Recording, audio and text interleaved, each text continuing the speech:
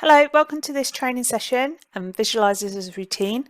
The idea of the session is to give you an idea of how to connect your visualizer to Teams if you need it, also how to use the software to get the most out of the visualizer, and then also some ideas on how these can be used in lessons every day to support the learning of your students.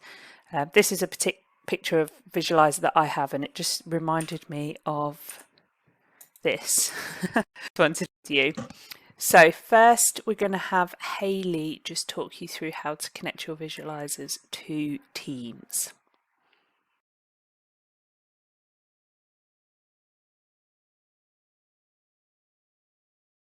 Hello, so I am just going to spend the next couple of minutes talking you through how to use the visualizer effectively alongside Teams.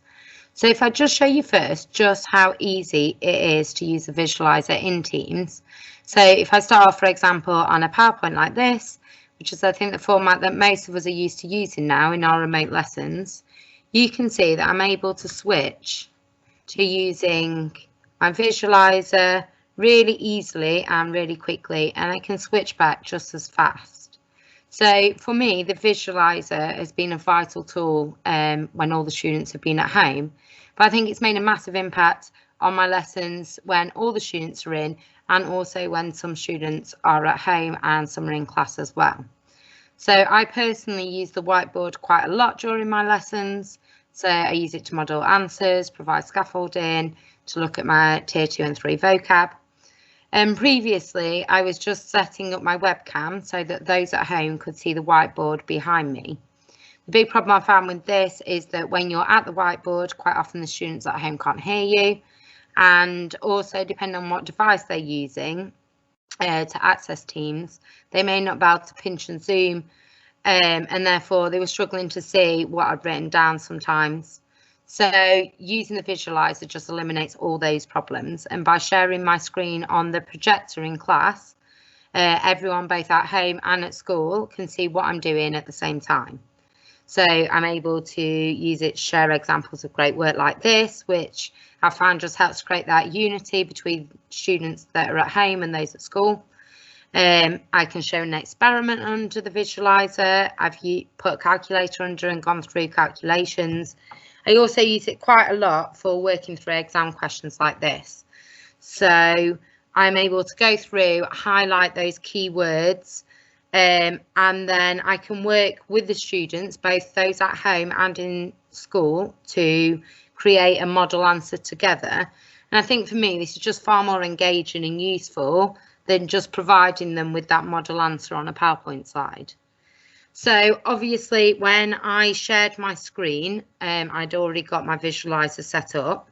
So I'm just going to show you quickly how I go about doing that. So if I close down my visualizer now, so you can either use the app or the program that comes with the visualizer, or you can just use the webcam app that is already on your laptops.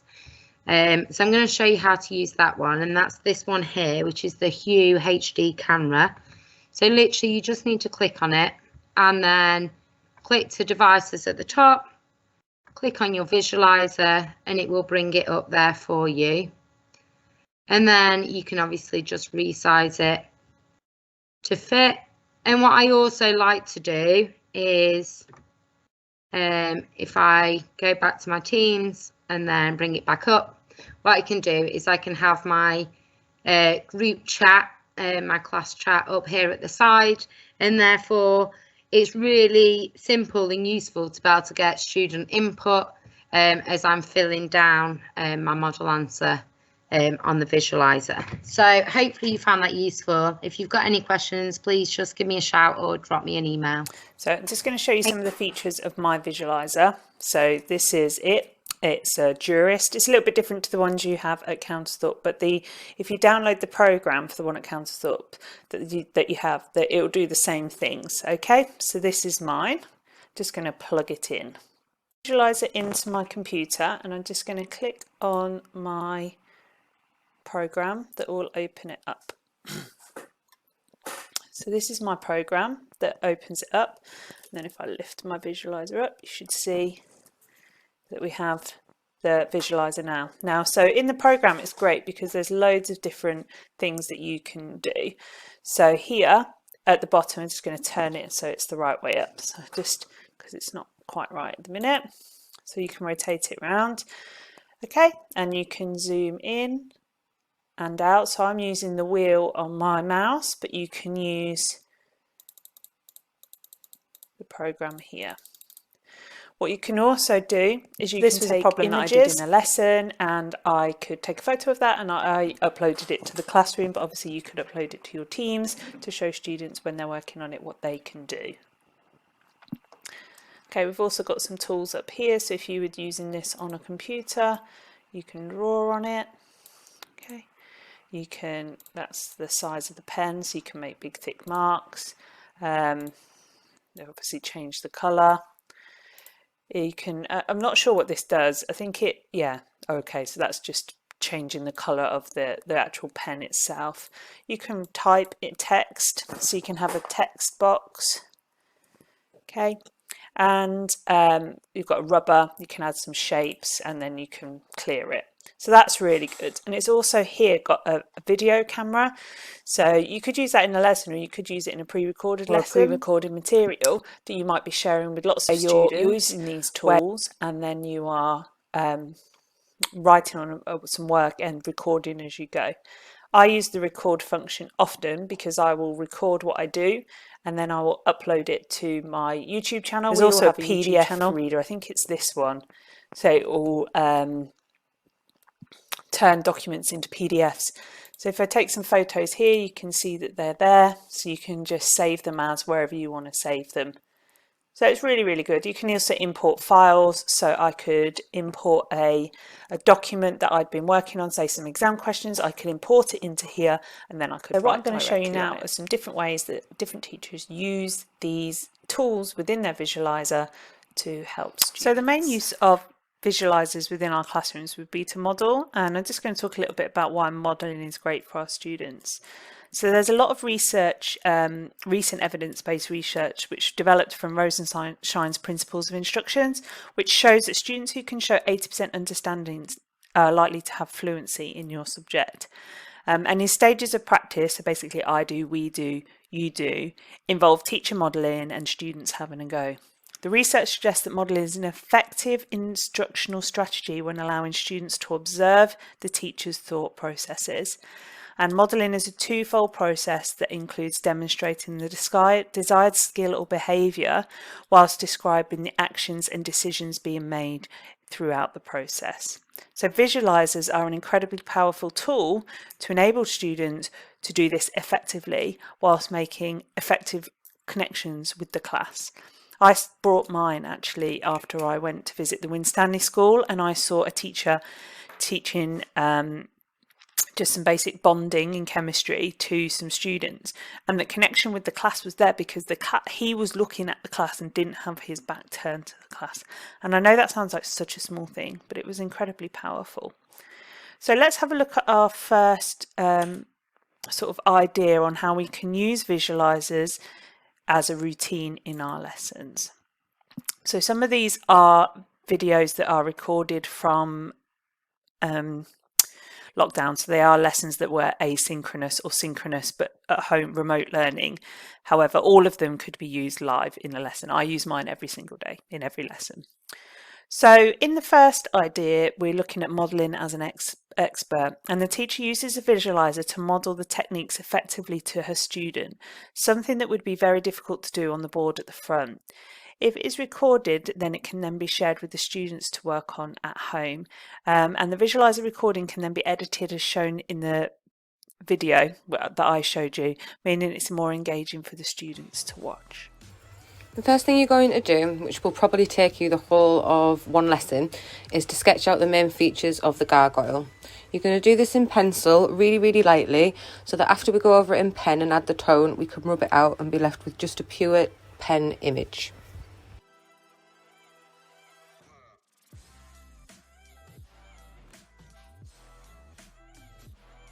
When you're drawing the face, try and really look at the gargoyle that you are drawing, making sure you're getting the perspectives of the shapes right. This takes us way back to our first lesson when we were just looking at the thing we were drawing. That was to help us get better at doing our proportions. So try and use some of those skills today. So this is the end result of my gargoyle, just the outline of it. And now we're going to add pen to create the tone. It is completely up to you which mark making technique you want to do. So you can do cross hatching, stiffling like I'm doing, or scrumbling, but it's important that you just stick to one. So don't try and mix them. Don't do stiffling and cross hatching together. We want all the face or all the gargoyle done in one technique. So with us drawing in pen now and adding tone in pen, it's not going to be possible for us to rub out if we make a mistake. This means that you should start by adding the lighter tones first. So if you're doing stippling, do your dots further away from each other to show the lighter parts of your gargoyle's face. Then go back over it and start to add your darker bits by adding some more dots and making them closer together. Please do not automatically go over your pencil lines in pen, creating harsh thick lines everywhere. What you should be doing, if that is where your line should be thick, you are going over it, like I'm going to use stippling as my example. So on some of my lines, I've gone right up to them and done lots of dots really close together. I have not gone over and just done a thick line across it.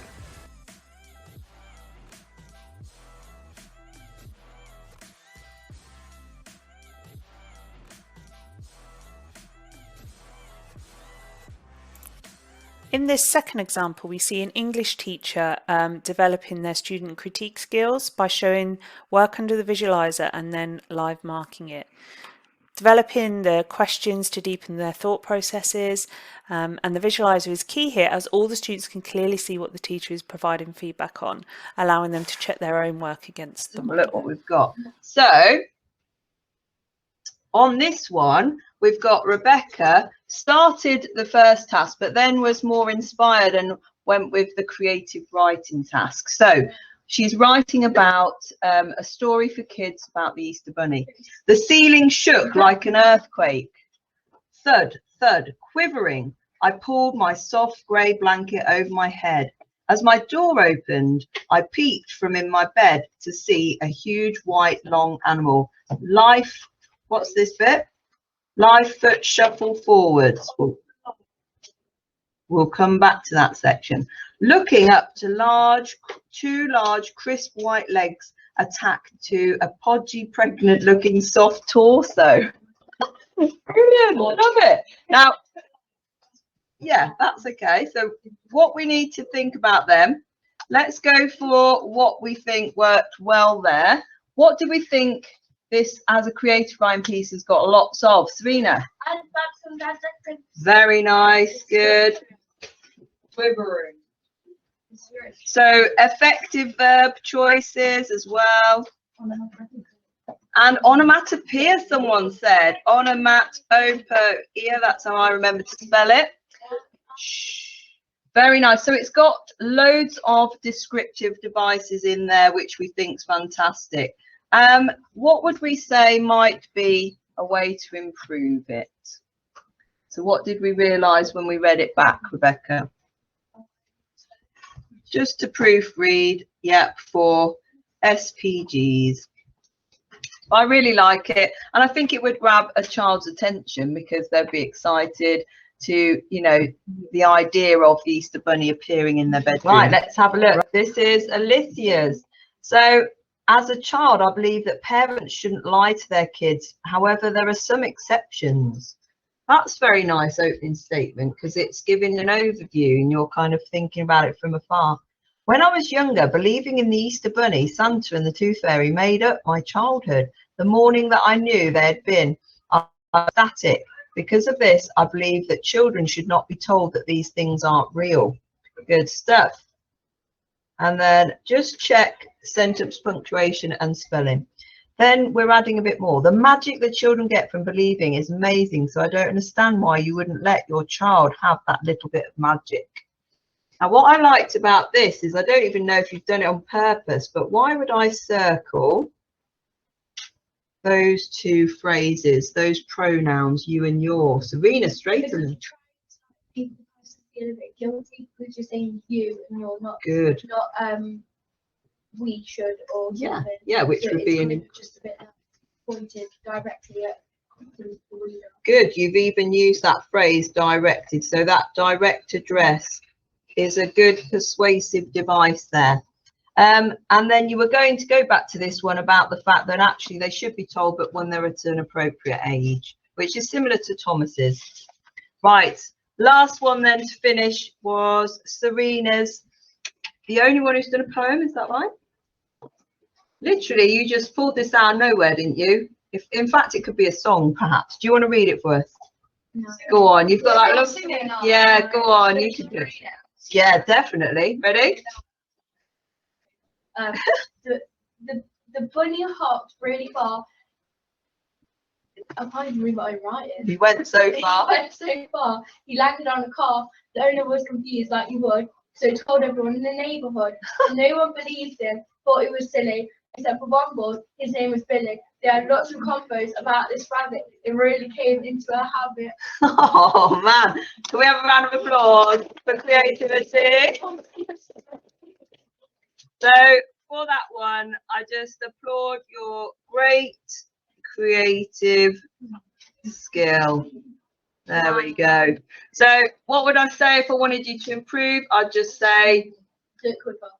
well, no, I'd say think about legible, because even you said I can't even read my writing. So think about legibility and think about starting with capital letters, and maybe you could extend that poem even more, I think, to have a bit of a narrative to it. But it's brilliant. In this third example, you can see me modelling an idea using technical language and skills. Now, this is a difficult question with lots of steps, but the method of solving is the same for all these types of questions. It's on moments. So whatever the question is on moments, the model that I go through works for most of them. So working through a problem in this way allows students to have a good framework for their own practice, and doing it through the visualizer allows me to have good eye contact with the room, and the recording can then be shared with the students after for their own independent practice. And what we know from our principle of moments is whatever our clockwise moment is will equal our anti-clockwise moment. So we're going to look at the clockwise moment now. Now the clockwise moment, okay, will be the moment caused by this force and the moment caused by this force, because they're both going to make this turn clockwise, okay?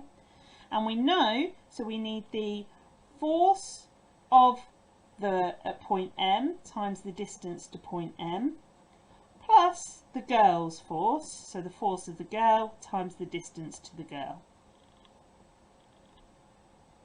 So let's substitute our values in here. 270 newtons times that distance there, 0.25.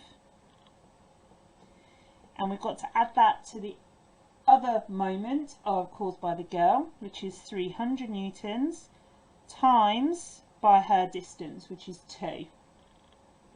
Okay, and that with 667.5 newton meters. So we know that clockwise it's got 667.5. So to balance, we know that the anti-clockwise moment has to be equal to it, because that's our principle. So the anti-clockwise moment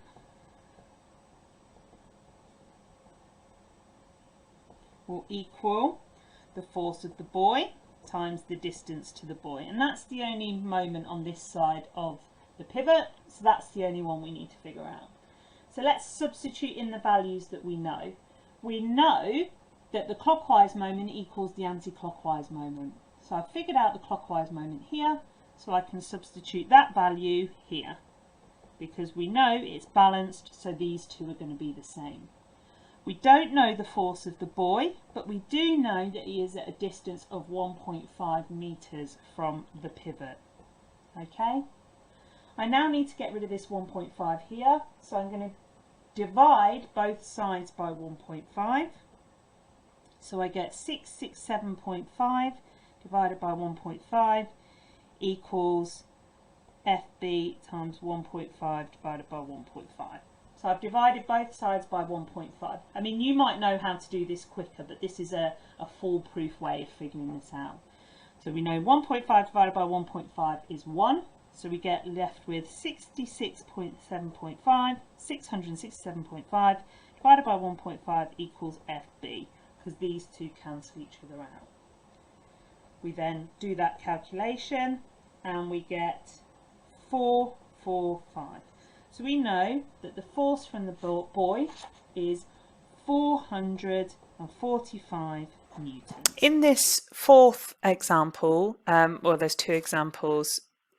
This is just about modelling ideas in different ways. So the first teachers use the visualizer to show students a model of bond breaking. And the good thing about the visualizer here is it's a very close-up image of the equipment with a clear description of the process the teacher is showing. And in the second video, I'm showing the students how to make a motor, which is something that they find notoriously difficult. By making this video and recording it, I now have a simple way to show students how to make the motor effectively, including modelling the technique to make them move. Normally this would be done at the front of the class, but it's so much easier for the students to see what I'm doing here. And I can then use that video later in the lesson and refer back to it when discussing the fundamentals of how it a little bit better. So about changing the bond width, right? So I'm going to describe what I'm doing. So what I'm trying to do is I've got a molecule here. This was a bit like the trial exam paper. It had a photograph of one of these molecules, and all it asked for you to do was to say what the formula was, and it told you that one of the black circles on it was a carbon atom. Okay, and then it said, I know this writes upside down, doesn't it? So if I do it like that.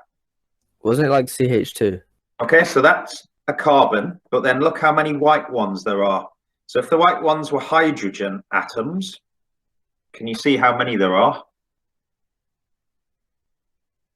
On that? CH4. There's 4 of them. So this would be 1C and H4. Okay, so it'd be CH4. Still not happy with that, can't we? Okay, so that's CH4. Now, don't worry too much about that. There's bonds holding the carbons to the hydrogens, and we've done loads on bonding, so you're okay with that. You just draw bonds as these lines, don't you, between the atoms. You draw all these lines, and they're the bonds. Now, to break a bond, it's quite sensible. If you're going to break this pen, I would have to supply some energy from my hands to snap it. Yeah, I would need energy. If you're going to break a lump of wood, you need some energy to put in to snap it. Okay, and it's the same with chemicals. If I was going to break a bond, I have to use energy to pull it apart. Okay, so we put the electricity here and make it spin. So the two sides.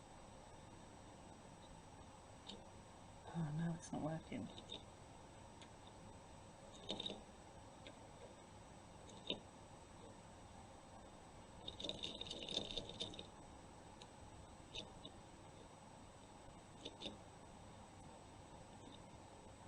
You see it sparking?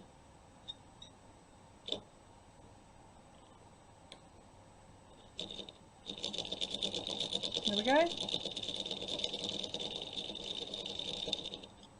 Now what I can do, briefly, is I can make it go faster by increasing the voltage. Now I do run the risk of giving myself a little electric shock, and I also run the risk of melting the wire because the current's higher, so it's hotter. I've turned it up to 8 from 4, so we'll see if it has an effect, but I won't be able to do it for long. Okay, you ready? Are you all there? I can't hear anyone. I feel like I'm just talking into the void. Yeah, we're here. Okay, ready?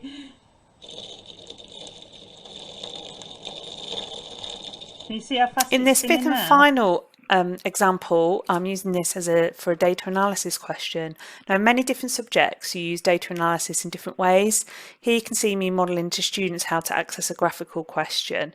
I actually made this video for students to mark their work asynchronously as homework, but obviously the same thing could happen in a live lesson in bricks and mortar classroom. So describing what you're doing whilst looking at the students rather than on the board with your back turned is incredibly powerful. Figure 1 shows the distance time graph for a car travelling at 15 metres per second. And then this question says, when the driver is tired, the reaction time increases from 0.5 seconds to to 0.82 seconds, determine the extra distance. So on the graph we need to get what is the distance at 0.5 seconds and what is the distance at 0.82 seconds. You need to carefully draw your lines on, especially with the second one because it's not quite on the line. So 0.5 seconds is here, which is actually at 7.5, and 0.82 is actually midway through a square, so it's about here, which is 12.3 seconds. Okay, so your answer you're looking for here is 7.5 and 12.3, so you're looking for the distance between those two. So the extra distance will be 12.3 minus 7.5, which equals 4.8. So 4.8 meters for that. Okay. The mark scheme, let me just check if the mark scheme allows you. Yeah, so the mark scheme says you can have between 12.2 and 12.4 for this, which then means, so any of those numbers, so any distance between 4.7 to 4.9 scores both marks. So just for the last part, I just wanted to show you how you can use YouTube with your visualizer. So this is my YouTube channel. So if I wanted to if I've made a video on my visualizer and I wanted to add it to my YouTube channel, you click here, create, upload video, and then you would find where that video was. So if I go to my files here, I will have I think it's on my desktop actually. My visualizer videos are here. So there's a file there. I'll just pop it in. I'm not sure what it is, but it will then upload. So what you can do is you can put your title in here. If you want to put a description in here, you can. If it's quite a long video, you can separate into sections by adding like timestamps. So the intro 0000, that would be the intro, and then let's say you had part 1 at, I don't know, a minute, you could pop that in like that, and then when you publish it, people would be able to click on each section and go to each section without, and it would give you the little chapters here. So let's call this video 1. What you can then do is pop it in a playlist. So I've got loads of playlists here, depending. So this helps the students find what they are looking for. So I've got lots of GCSE and A-level playlists there. So let's just pop it into my professional pathway one. Okay. I usually click yes, it's made for kids, because that stops people commenting on it. So I put that in there. I don't do anything on this screen. I don't really do anything on this screen either, but on my visibility you can choose. So if it's private, then you have to send a link to someone. If it's unlisted, then it's can't be seen, but I tend to just pop it as public if it's something I'm using for school, and then schedule it. So I either publish it now or I'll schedule it. So then you just click publish and it will publish when it's ready. It's still uploading. Oh, although it says it's published. And here you can get the links for where you want to take it. So I just tend to copy a link and I'll post it in my classroom, or if I was at Counterstop, I could post it in my Teams classroom for the students. And then if we look at my channel, you can see all my playlists are here. Okay, so these are all my playlists, and you can see I just use the visualizer a lot. Everywhere where I'm writing, you can see me using my visualizer. So here, look, I've been through a whole past paper, and you can see here that I'm using that's where I've got my timestamps there, so the students can flick through to the right question that they want to look at. So yeah, I just wanted to show you how easy it was to upload things to YouTube and then have your visualizer ready for students to use whenever you want. So whenever I do this paper now, I know that my students can access my answers forever. So that's really powerful. If you wanted to, so you log into your YouTube with your email account, and then if you wanted to find me and have a look at what I've done, it's just Mrs. E. Coulson on there. So just finishing off here, I know that we have some visualizers in school, but I have my own because I like to have it with me at all times. But there are some other ideas here that you can use for visualizers. So these are available from IPvo, which make great visualizers. So you've got here like a little stand you can just pop your phone on. So it works in the same way, and you can record there. You can see it being used here as like a document camera here. They have these really cool, they're very cheap little camera things, and what they do is they what you're looking at on the screen here, they can then it's got a little mirror in it, and it will project it onto your webcam. So say a student was at home and wanted to show you their work, or you were highlighting something at home or writing something at home, you can use these little things to do that. I mean, they're not as good as a webcam, they don't have as much as the functionality as the visualizers, but they're really cheap and perhaps a good solution to just carry around with you. This one is a visualizer. This is the new IPvo, I think it's called a DoCam. And if I didn't have mine, this is what I would buy because it looks incredible. So just a little plug there because I think they're great. So yeah, I just wanted to say thank you to Hayley for doing the initial section. I work at Countersthorpe on a Wednesday and Thursday. So if you want some support with your visualizer, I'll be around. Just email me and I can come and help you. Or Hayley is there all the time and she is absolutely fantastic at using it. And thank you very much for listening. I hope it's been helpful.